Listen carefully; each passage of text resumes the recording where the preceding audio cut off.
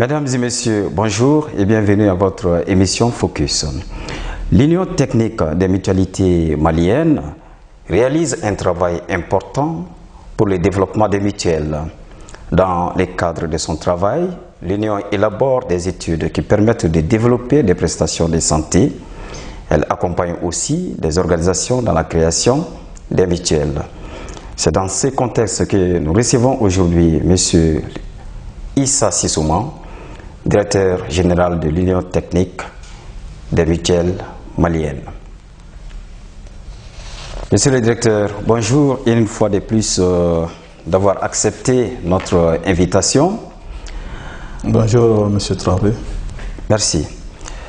Alors, Monsieur le directeur, parlant de l'Union technique des mutuelles maliennes, de quoi s'agit-il précisément?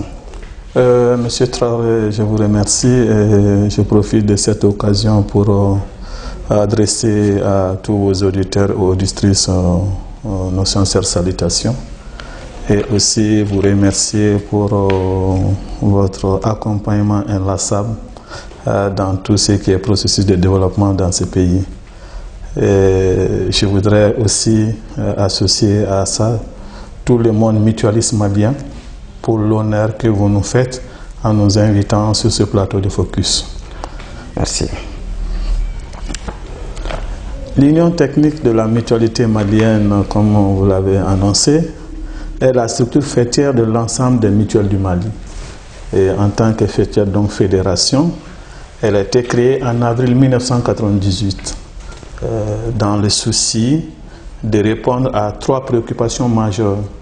La première préoccupation, c'est d'assurer le développement du mouvement mutualiste à travers tous les pays, mais aussi être une plateforme de gestion pour permettre à toutes les populations mutualistes à travers tous les pays d'accéder aux soins dans une dynamique de solidarité nationale.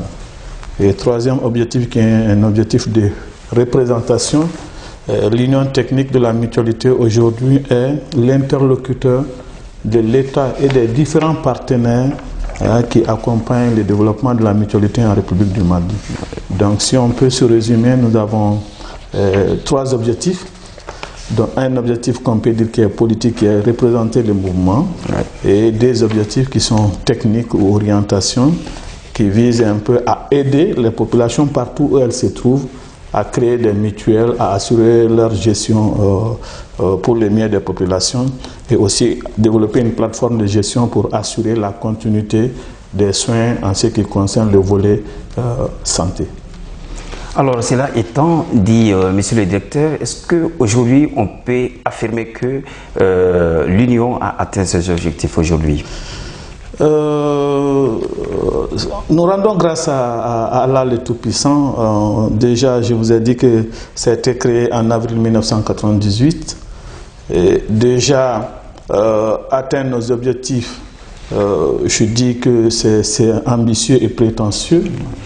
Mais je dis on rend grâce à Allah parce que quand on commençait en avril 1998, il n'y avait pas un Malien qui avait accès aux soins dans une dynamique de couverture maladie mutualiste en termes d'assurance. Et aujourd'hui, nous revendiquons à peu près 700 à 800 000 personnes couvertes par les mutuelles sur toute l'étendue du territoire. Nous pouvons dire que déjà, le processus qui est engagé permet d'inciter à l'espoir.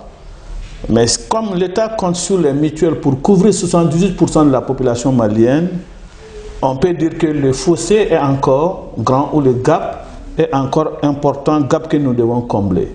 Et donc c'est pour cette raison que nous nous réjouissons déjà de la dynamique positive que ça a commencé à prendre, mais en disant que nous sommes loin de nos objectifs. Mais déjà, la dynamique qui est enclenchée permet d'inciter à l'espoir. Parce que vous savez, l'adhésion à une mutuelle étant libre et volontaire, vous conviendrez avec moi que les gens ont besoin de temps pour déjà adhérer à ce dispositif qui demande une contribution. Donc je peux dire que loin d'atteindre nos objectifs, on peut dire qu'on peut se satisfaire de ce qu'on a pu faire. Parce que déjà, la mutualité a été, je peux dire, le premier mécanisme d'assurance maladie, je peux dire, ces dernières années que le pays a connu. Nous avons inspiré le régime obligatoire, parce que nous sommes là, presque 10 ans avant l'assurance maladie obligatoire et le régime d'assistance médicale. Donc c'est de dire que les autorités ont cru au mouvement mutualiste pratiquement depuis 1996 et l'ont accompagné dans ce processus de développement que nous connaissons aujourd'hui. D'accord.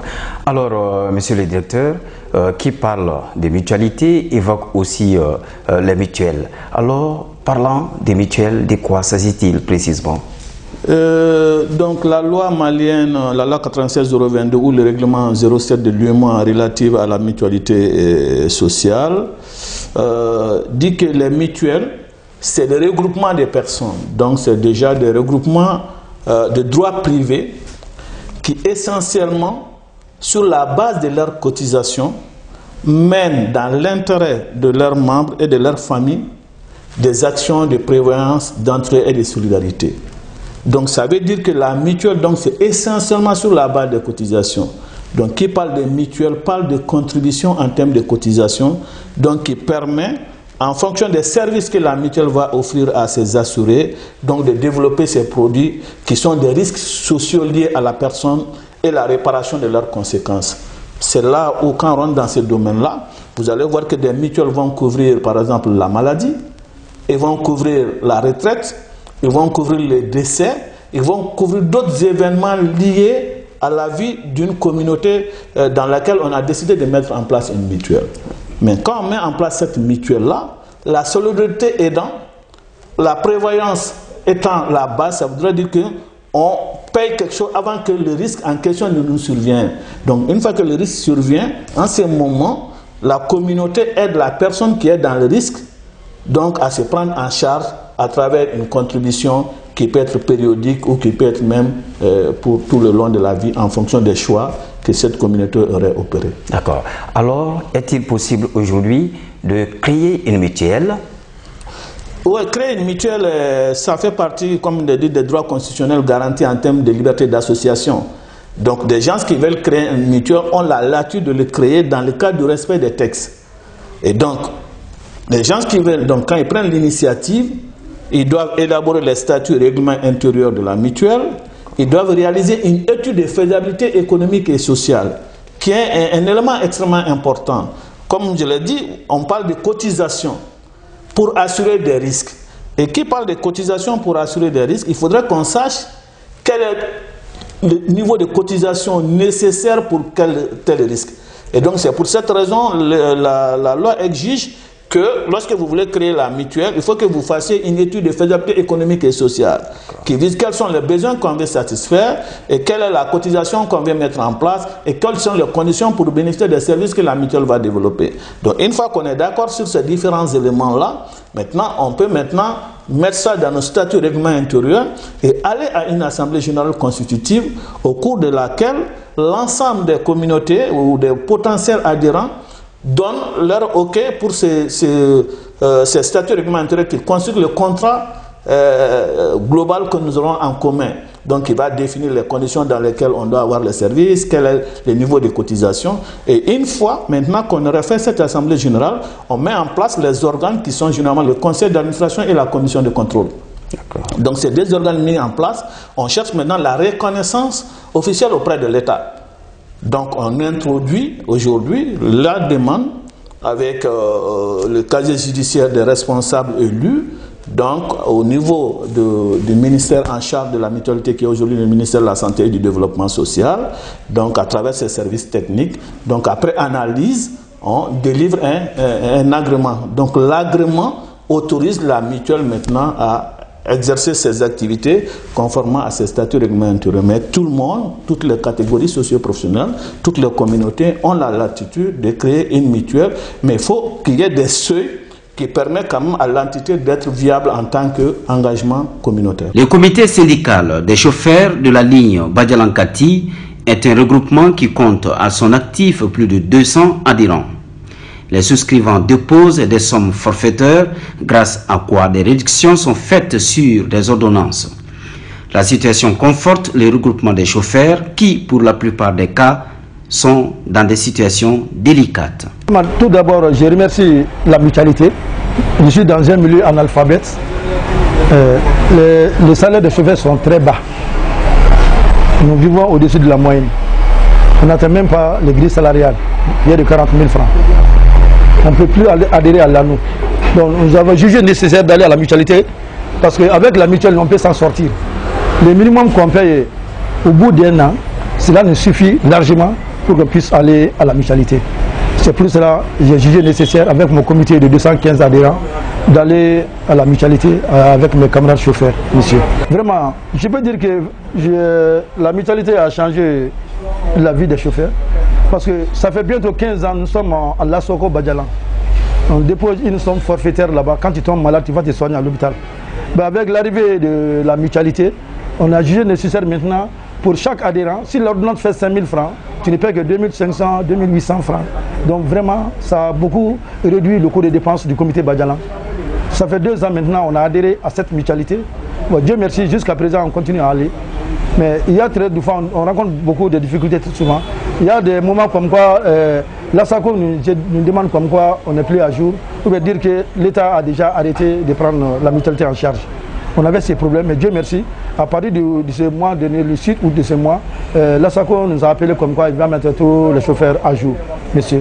Donc vraiment, ça nous a beaucoup réduit le coût des dépenses de la vie sociale. Parce que quand tu tombes malade seulement avec l'ordonnance, les millions lorsqu'on va là-bas, il nous fait une réduction totale. Donc vraiment, je peux dire que la mutualité a beaucoup changé la vie des chauffeurs chez moi au comité Badjalan Kati. C'est une utilité totale pour nous. C'est très très utile pour nous. Même c'est partout au Mali, hein, quel que soit Kaï, Kati et autres, quand tu rentres, tant que tu es à jour, tu rentres dans les ASACO, tu fais tes dépenses comme tu veux, on te soigne. Le minimum que va te retirer, tu laisses et puis on te soigne rapidement. C'est très simple. Donc je peux dire que la mutuelle a beaucoup changé chez nous et je ne fais que remercier la mutualité de redoubler d'efforts pour qu'ils puissent continuer jusqu'à présent à nous sensibiliser. Parce que nous sommes dans un milieu analphabète. Il faut qu'ils ne se découragent pas de faire le déplacement. Il faut que la mutualité se déplace, aller de porte en porte, une sensibilisation totale pour nous informer comme quoi avec la mutualité c'est comme l'amour. Avec la mutualité c'est comme l'amour parce qu'il y a une différence. Parce que les ordonnances de la pharmacie, on pense à la pharmacie. Mais à la mutualité, c'est le contraire. C'est ça qui est la grande différence entre la mutualité et l'amour. C'est ça que nous rencontrons une difficulté là-bas. Bon, je lance un cri de cœur à l'État malien pour que moins, avec la mutualité aussi, les ordonnances qu'on puisse, que les malades en ont, si toutefois ils peuvent trouver les médicaments dans les pharmacies, pour qu'ils fassent une inscription totale de toute la mutualité à la pharmacie nationale du Mali. Monsieur le directeur, en quoi il est utile pour un regroupement humain de mettre en place une mutuelle? Bon, je crois que, comme on l'a dit, la vie en communauté aussi génère des risques. Et donc, d'ailleurs, c'est pour cette raison que les mutuelles ont été, depuis la nuit des temps, des solutions que les communautés ont eu à adapter ou à adopter face aux risques auxquels ils étaient exposés. Et à un moment donné, les premières ont même mis en place pour que les membres aient des enterrements dignes.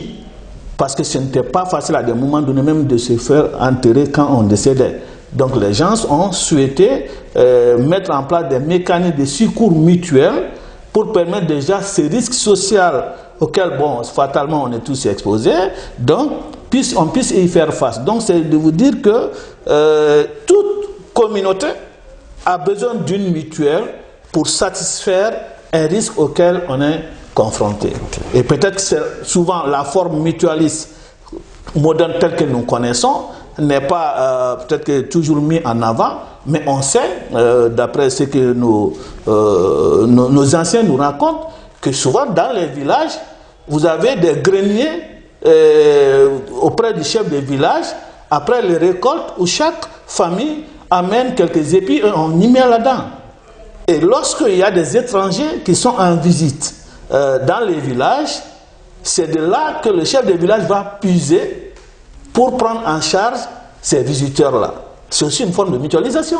Absolument. Parce que ce n'est pas le chef de village seul qui supporte, ce n'est pas la famille telle qui supporte, mais c'est toute la communauté qui supporte. Donc on a une mutualisation déjà qui fait partie de nos voilà, de nos traditions. Donc peut-être qu'on a juste modernisé aujourd'hui avec les mécanismes monétaires pour peut-être en faire des quotidiens pour des risques qu'on ne connaissait pas ou qui ne se présentaient pas avec la même ampleur comme auparavant. D'accord. Monsieur le directeur, vous avez tantôt parlé des risques à ne pas avoir de mutuelle pour un groupement d'hommes. Alors moi, j'aimerais comprendre quels sont ces risques-là. Ok, donc généralement, hein, la mutuelle, peut-être que généralement de plus en plus on parle de protection sociale, tout le cycle de la vie. Tout le cycle de la vie qui commence de la naissance à la mort. Donc ça veut dire que de la naissance à la mort, il y a une série de successions d'événements qui peuvent être des risques ou qui peuvent générer des besoins financiers, souvent pour lesquels on n'est pas en mesure de satisfaire sans l'appui d'autres. Souvent quand il y a même une naissance dans une famille, souvent pour même prendre en charge les dépenses liées au baptême et tout, il y en a qui décident de mutualiser ça. Ok, imaginez aider à scolariser les enfants font partie des risques qui, à un moment donné, certains, s'ils n'ont pas les moyens, ça voudrait dire que leurs enfants n'iront pas à l'école. Donc on peut décider d'avoir un risque de scolarisation ou appui aux parents lors des ouvertures de classe. Vous voyez, donc déjà, tous les cycles de la vie, il y a un ensemble de risques auxquels une communauté peut être confrontée, auquel elle peut décider de faire appel à la solidarité. J'ai dit tantôt que la solidarité et la prévoyance et l'entraide. Donc, à partir de ces trois principes-là, chaque communauté a besoin de faire agir ça. Souvent, quand il y a des décès, c'est pas pour rien qu'on fait aujourd'hui des quêtes lors des décès. C'est pas pour rien qu'il y a des familles qui préparent pour aller donner à la famille endeuillée. Donc, tout cela font partie, je peux dire maintenant, des risques auxquels on est confronté tout le long de la vie. Maintenant, décider dans une entente communautaire de dire, écoutez, on les mutualise pour dire que bon, le jour où ça arrive, on n'a pas besoin d'organiser une quête ad hoc, mais on puise déjà dans la caisse que nous avons de façon préventive mis en place. Donc c'est un peu ça. Donc tous les risques, donc comme je l'ai dit, c'est déjà la maladie. Quand la maladie comme l'acte final qui est le décès, on aide la personne. Donc voilà, donc c'est un peu vraiment, mais c'est de vous dire que chaque fois qu'on est en communauté, qu'on juge que ça c'est un risque, on peut y faire face. Donc déjà lié à la personne, mais ça peut même être l'outil de production. On peut trouver à des endroits où les gens ont décidé de mutualiser les risques agricoles en disant, ok, si vous respectez toutes les conditions techniques de culture et tout, mais quand il y a la pluviométrie, parce qu'on est aujourd'hui dans les questions environnementales, quand la pluviométrie n'est plus satisfaisante ou qu'on n'a pas eu le pluie escompté et que vous n'avez pas eu la production escomptée à l'hectare, le mécanisme de solidarité qu'on a mis en place permet de compléter votre manque de revenus généré par la mauvaise récolte à travers l'assurance ou le mécanisme de solidarité que nous avons eu à mettre en place. Donc c'est de dire que chaque fois que nous jugeons qu'il y a un événement dans notre communauté qui peut être un risque, on peut décider d'y faire jouer la solidarité. Alors, quel est le rôle des mutuelles dans les dispositifs de sécurité sociale aujourd'hui? Bon, aujourd'hui, les mutuelles apparaissent comme les mécanismes qui permettront l'extension de la protection sociale aux couches qui en sont exclues. Parce que si vous comprenez aisément, la protection sociale pendant longtemps a été réduite à la sécurité sociale, c'est-à-dire qu'au secteur formel, ceux qui ont un salaire, ceux qui ont un revenu régulier, c'est beaucoup plus eux dont on parle de protection sociale. Mais on se rend compte de plus en plus qu'avec tout ce que nous connaissons comme évolution aujourd'hui dans le monde, tout ce qui est paupérisation, tout ce qui est développement de la pauvreté, a amené un certain nombre de secteurs à être dans une urgence de protection sociale. Donc le secteur agricole, le secteur artisanal, le secteur dit informel font partie aujourd'hui de ces secteurs auxquels on doit faire l'extension. Et les mutuelles constituent un instrument qu'on peut mettre dans cette voie-là, comme je l'ai dit, déjà de par leur constitution, donc elles peuvent développer un ensemble de régimes pour répondre à la préoccupation de protection sociale.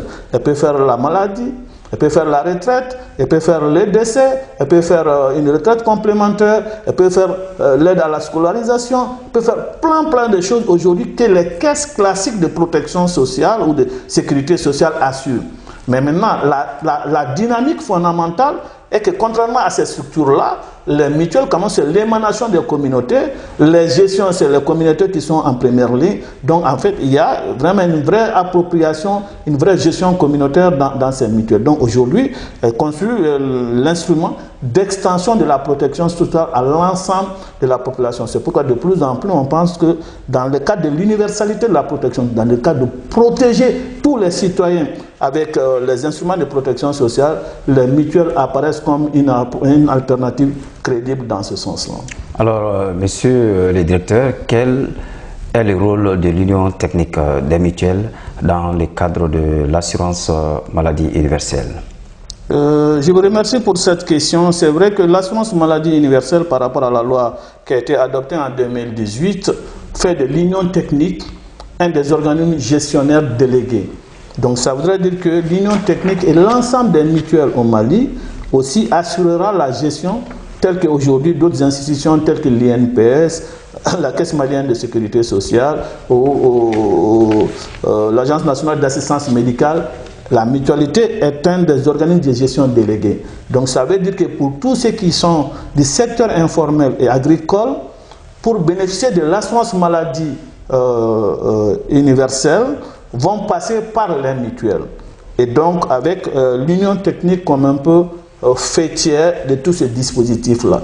Donc nous sommes censés couvrir 78% des Maliens. Donc ça voudrait dire que c'est le gros morceau.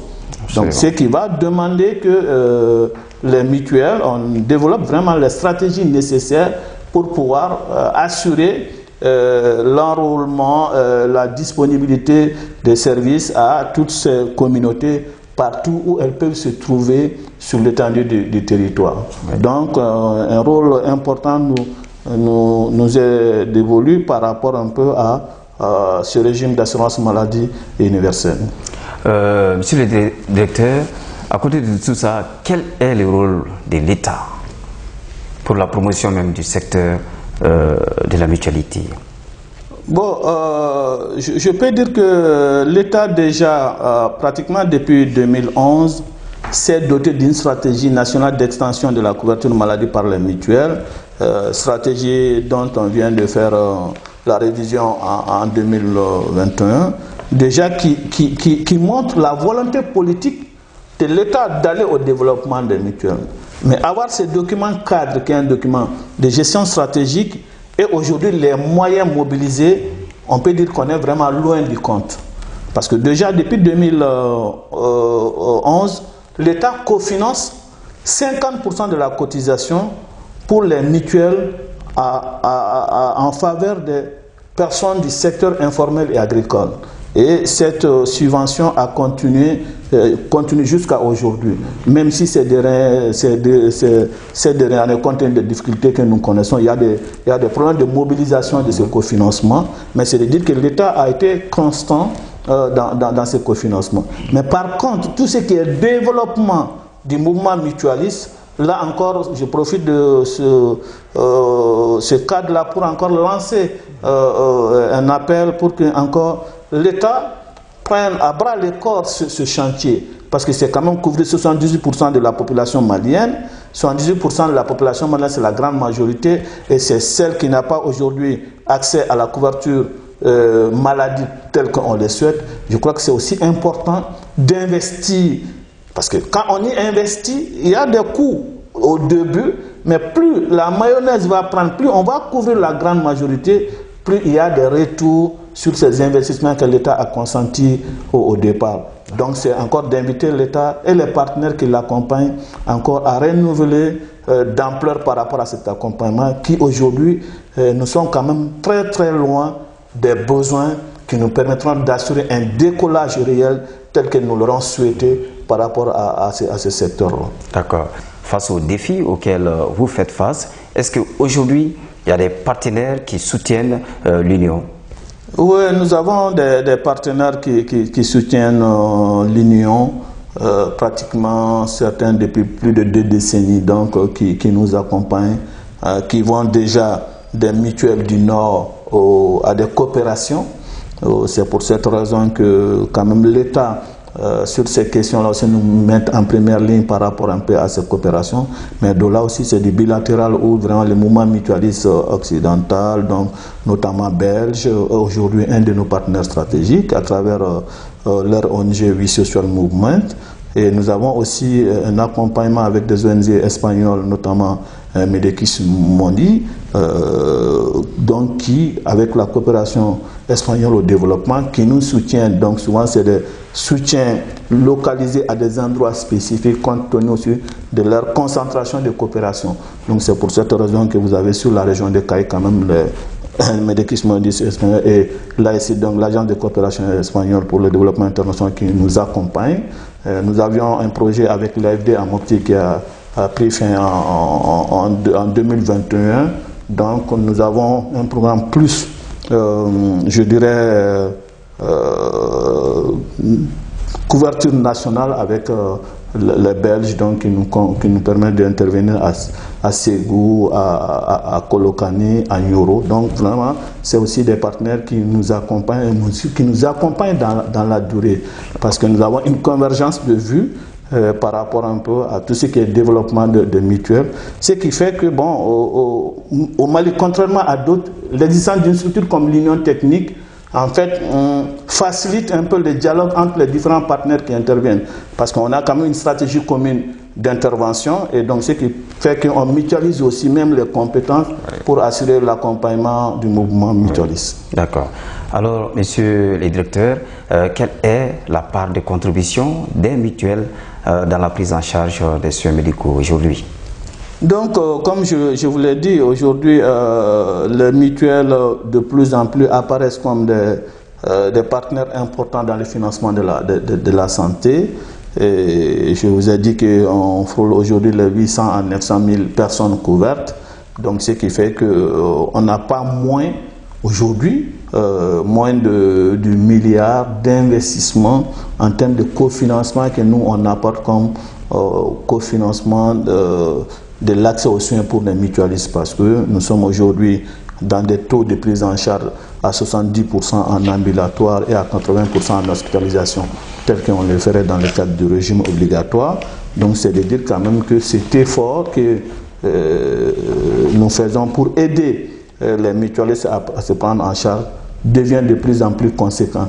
Et plus de populations sont couvertes, plus cette contribution va augmenter, comme je vous l'ai dit, parce que déjà si demain on arrive à couvrir les 78% des Maliens, ça voudrait dire que la mutualité va être peut-être un des premiers payeurs de soins, parce que couvrant la grosse majorité de la population malienne. D'accord. Monsieur le directeur, j'ai quand même envie de comprendre la différence qui existe entre les mutuelles et les coopératives dont vous faites allusion tantôt. Ok, merci pour cette question. En fait, les mutuelles, les coopératives et même les associations sont ce qu'on appelle les organisations d'économie sociale et solidaire. Donc ça veut dire que c'est des organisations qui font des activités souvent économiques comme n'importe quel agent économique, mais puisque étant sans but lucratif, n'étant pas un cadre de bénéfices, de réalisation ou de partage des bénéfices, utilisent les excédents dégagés dans le cadre de leurs activités pour soutenir les besoins de la communauté qui a contribué à la génération de ces ressources-là. Donc si vous prenez les coopératives, les associations, on peut dire que c'est les branches du même arbre en fait. Oui. Donc ils ont un tronc commun, mais arrivé, vous avez une branche mutualité qui a des principes d'adhésion volontaire et libre comme une coopérative, comme une association, mais qui demande le paiement régulier d'une cotisation pour avoir droit au service. Ok, ce qui peut différencier à ce niveau d'une coopérative ou d'une association classique. Ok, mais en termes d'atteindre un objectif commun, elle se retrouve dans ça. Et la mutuelle, par rapport à d'autres, peut mener des activités d'assurance, mais qui sont des assurances communautaires. En fait, ce n'est pas pour réaliser un profit, mais quand on offre à quelqu'un, quand vous tombez malade, on vous aide à vous soigner, c'est une assurance maladie qu'on propose. Donc il y a une activité d'assurance comme n'importe quelle assurance, mais puisque l'assurance par nature, c'est à but lucratif, donc ceux qui les mènent, c'est pour réaliser du profit, mais pour la mutuelle, ce n'est pas le cas. Donc on mène une assurance maladie, on gère une assurance maladie, mais pour un besoin communautaire. Ça voudrait dire qu'à la fin de l'exercice, si par rapport aux cotisations qu'on a perçues, on a payé moins de soins, on réunit les gens, ça disait, écoutez, voilà, ce qu'on a payé, voilà le reste de l'argent. Qu'est-ce qu'on fait? Est-ce qu'on ajoute des services supplémentaires à ce que vous êtes aujourd'hui proposé? Est-ce qu'on réduit la part que vous supportez déjà en termes de 40% ou de 20%? Donc, voilà, donc ils sont responsables de l'affectation des excédents qui se sont dégagés dans l'intérêt de cette même communauté. Donc vous allez voir que bon, la mutuelle elle s'approche de certains types d'organisations, mais aussi elle différencie de ces types-là par rapport à un certain nombre de principes qui sont vraiment, comme on le dit, son essence. D'accord. Vous avez parlé tout de suite des excédents, des excédents dans les cadres de la cotisation. Est-ce qu'à partir de là, on peut dire que quelque part, les mutuelles sont gratuites? Bon, on ne peut pas dire gratuit parce que déjà, comme je vous l'ai dit déjà au début, la loi dit que les mutuelles, c'est essentiellement sur la base des cotisations. Donc, ça veut dire que si vous payez une cotisation, c'est ce qui ouvre vos droits. Maintenant, quelqu'un peut bénéficier de la mutuelle, ok, sans que lui-même il n'ait sorti l'argent de sa poche. C'est le cas, par exemple, où l'État peut affilier des indigents à la mutuelle en payant leurs cotisations à leur place. Mais il peut aussi arriver, comme la mutuelle n'est pas à but lucratif, lorsqu'elle a des excédents qui se dégagent, nous avons vu à des endroits que la mutuelle a décidé d'affecter une partie de ces excédents à la prise en charge des indigents qui sont identifiés dans la communauté. Donc ces indigents-là, c'est comme la mutuelle pige sur ces réserves-là la cotisation correspondant à la prise en charge de ces indigents et les inscrit à la mutuelle. Donc on peut dire que c'est gratuit pour celui qui en bénéficie parce qu'il n'a pas sorti l'argent de sa poche, mais quelque part quelqu'un a payé à sa place. Donc c'est de dire, puisque la loi dit qu'essentiellement sur la base des cotisations, ça veut dire que tout ce qui ne peut pas payer de cotisations ne peut pas avoir un droit qui est généré dans la mutuelle. Mais quelque part, si on paye une cotisation à la place d'une tierce personne, donc on peut lui permettre d'avoir les bénéfices de la mutuelle. D'accord. C'est la fin de cette émission. Merci à vous de l'avoir suivi. On se retrouve pour un prochain cap de Focus. Merci et bonne suite des programmes sur Mandé TV, le reflet du Mali dans son intégralité.